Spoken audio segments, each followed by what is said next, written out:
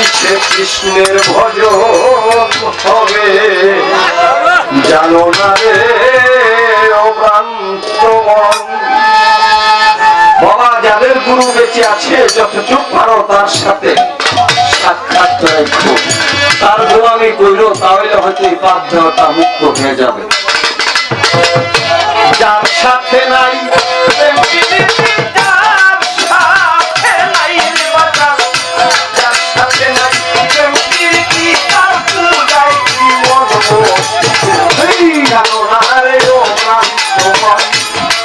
গুরু ভজন হবে জানো না রে অভ্রান্ত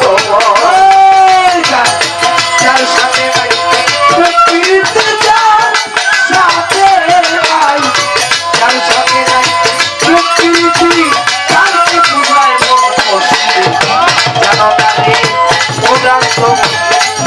গুরু ভজন হবে জানো না রে অভ্রান্ত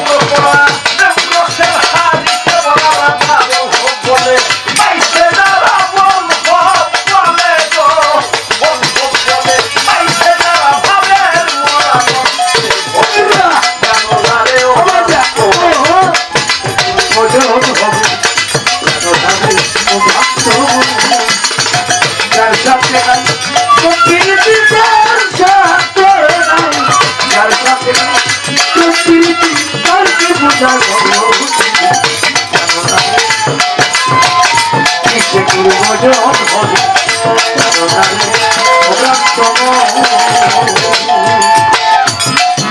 আসলে বাবা এই গানটাই যা বলছে সাধুগুরু,